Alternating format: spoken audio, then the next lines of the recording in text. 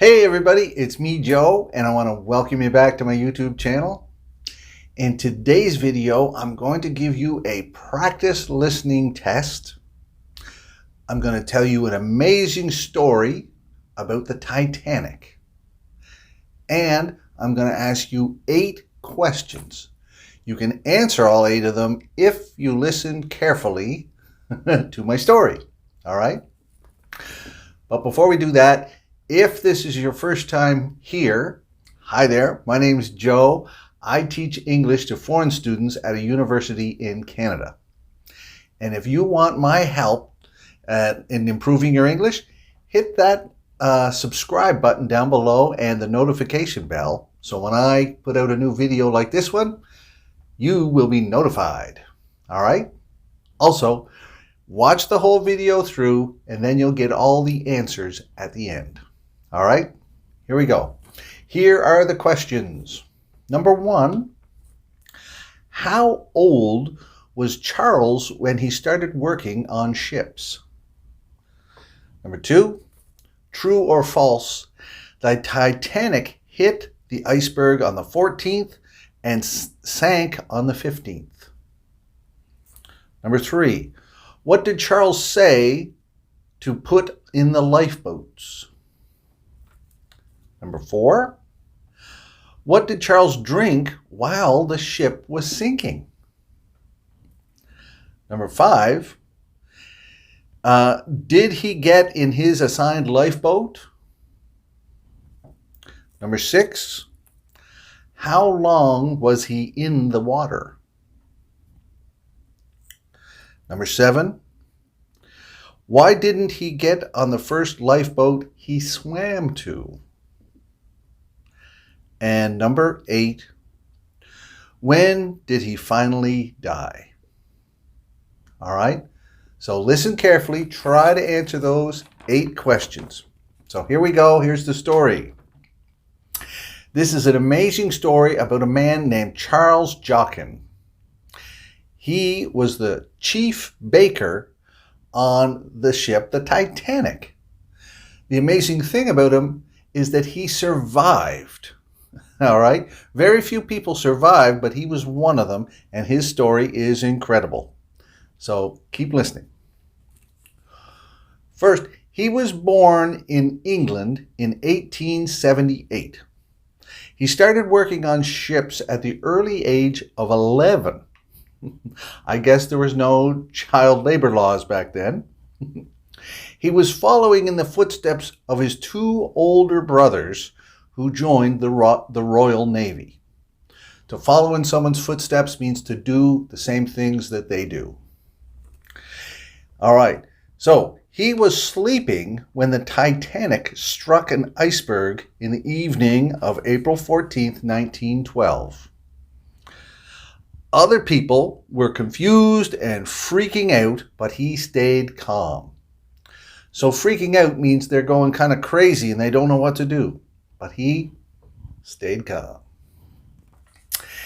He ordered his subordinates to take lots of bread and put it in the lifeboats. His subordinates, those were the bakers that worked under him. He knew it would take a while before rescue, so the bread would feed the survivors. Anybody who got in the lifeboats, they would be there for hours, he imagined, so he wanted to give them some food they could eat and keep going. All right? Then he went back to his room and he drank some whiskey. So he's ordering these people to do things, and then he goes back to his room and has a few drinks of whiskey. Then, after a few drinks, he went to his assigned lifeboat. Okay? But instead of getting in, he forced women and children to take his place. He said, no, I'm not getting in. You get in. So he had to force them because these women did not want to leave their husbands, certainly. Okay? After that, he went back down under deck and he drank some more alcohol. So on one hand, I can kind of understand it, right? If you're on the Titanic and maybe you think you're going to die, well, Might as well have a few drinks, all right? But on the other hand, I'm thinking I would be too panicked. I'd be running around and going crazy like the rest of them. I would not be calm and going back down for more drinks. When he went back topside, so topside means you go up on the top deck, all right? Below decks is where the rooms are. Topside is the top of the ship when you're outside. He threw deck chairs overboards. So that means chairs that are on the deck. He was throwing them into the ocean. Now, he wasn't doing this because he was drunk. He was, in his mind, he was thinking, these chairs are wooden, they float. If any survivors get in the ocean and they're still alive, these chairs can help them float, okay? He stayed on board for as long as he could. The stern of the ship finally went under at 2:20 a.m. and that was after midnight, so then it was April 15th. Okay? So it started in the evening, and then hours later it finally sank. You probably remember that scene if you've ever seen the movie The Titanic. Okay? And that, at 2:20 a.m., that is when he finally went into the water. He was one of the last people on board. Now imagine the water in the North Atlantic Ocean. The temperature of the water was -2 degrees Celsius. And if you enter it, it causes cold shock for most people. Another survivor described it as being stabbed by 1,000 knives all at once. So you imagine how painfully cold it was. The shock and panic that came after that getting in the water caused most people to drown, okay? Because they'd be flailing about and they're losing energy and they're losing strength. And then they just kind of give up and they drown. But Chief Baker Jochen just kept paddling and treading water. Kept calm, just out for a swim. He was in the water for 2.5 hours. The alcohol may have helped him by not feeling the cold and not panicking. So think about that. If you're ever sinking, maybe have a couple of drinks to keep yourself calm so you won't panic, because panic is a killer. As the sun came up, he saw a lifeboat, so he swam to it. He had to wait until the sun came up, because imagine in the North Atlantic, after the Titanic goes down, you are in complete darkness. It is just black everywhere. So you don't know where you are. You probably can't even see your hand in front of your face. The sun comes up and he sees a lifeboat. He swims over to it. Unfortunately, this lifeboat was full, so he couldn't get in. He saw another one nearby, so he swam over to that one and he was pulled out of the water. Okay?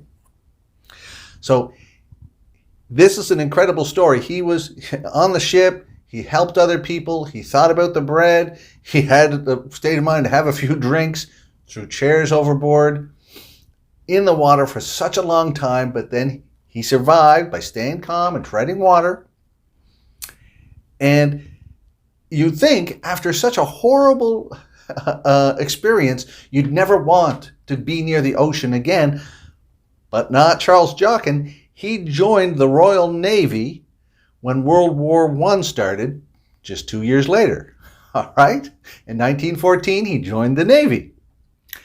Anyway, he lived until 1956. So that's an incredible story, all right? He was a lucky guy, but also a smart guy, all right? Now, if you've stuck around this long, you are an incredible student. Very few students will reach this point of the video.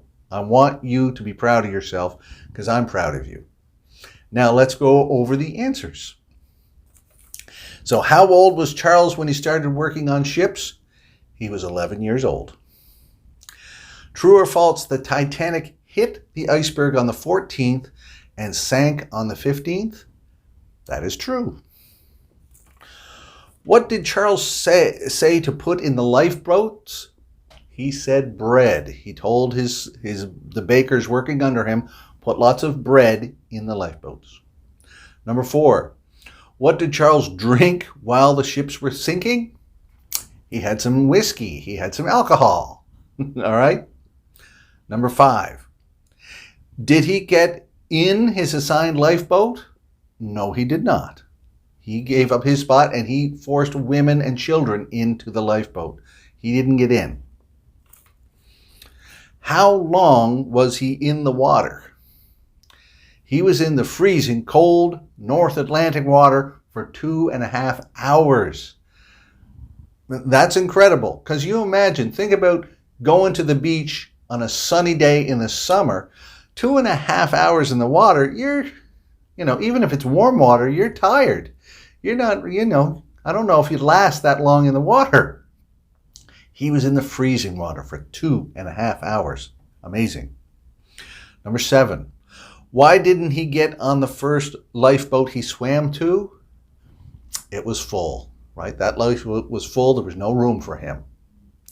And number 8, when did he finally die? He died in the year 1956. All right? Okay? All right. And if you've made it this far, here's a secret code that only you will know, because I didn't even mention it at the start of the video. The secret code is don't get on the Titanic. All right? So you send me that in a message on Instagram and I'll know you made it this far. Tell me, I'd really like to know, out of the 8 questions, how many did you get right? Write that down below in the comments. I'd love to hear. Also, if you want to keep studying with me and keep learning other things, I'm going to post some other videos right around here. I'm putting my head in the middle. And if you like listening to my voice, you think it's easy to learn with my wonderful voice, then click on one of these and keep on learning, because I really want to help you improve your English. All right, everybody, that's it for now. See you later.